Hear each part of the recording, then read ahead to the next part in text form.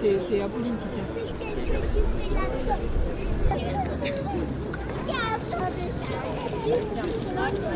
Protection, justice. Ensemble, nous allons faire en sorte que la parole des enfants, nous ne serons pas leur caution, nous serons leur obligation. C'est lamentable en fait qu'en France en 2026 on n'arrive toujours pas à prévenir en fait de ces violences-là, on arrive à dénombrer, hein, on peut le rappeler quand même les chiffres, 160 000 enfants victimes chaque année de violences sexuelles, un enfant toutes les 3 minutes. La question c'est pas tant de recevoir la parole, la question c'est aussi déjà comment est-ce qu'on fait pour éviter que ça se passe, et deux, qu'est-ce qu'on fait en fait quand ça se passe.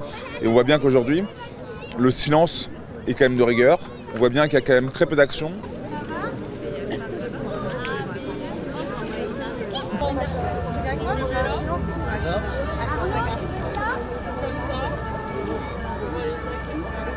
Moi ça va, merci.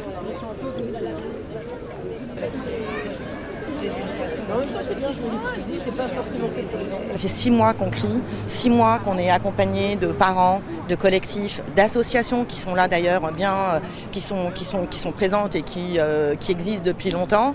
Et malgré ça, on a encore tous les jours des faits gravissime où un enfant qui est censé aller à l'école à 8h20, être en sécurité dans l'école de la République, se retrouver dans le couloir de la mort.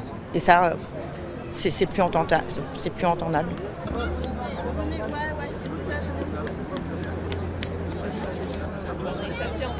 Ça n'a rien de personnel avec les animateurs particuliers de mon école, mais c'est juste en général. Je me sens pas en sécurité, donc je me suis organisée. Ça m'arrange pas pour mon travail, j'ai la possibilité de le faire, j'ai beaucoup de chance, mais je pense à tous ces parents qui n'ont pas la possibilité d'alléger les temps d'école parce qu'ils doivent travailler. Et je trouve ça catastrophique en fait. Donc j'aimerais que le gouvernement protège nos enfants en fait.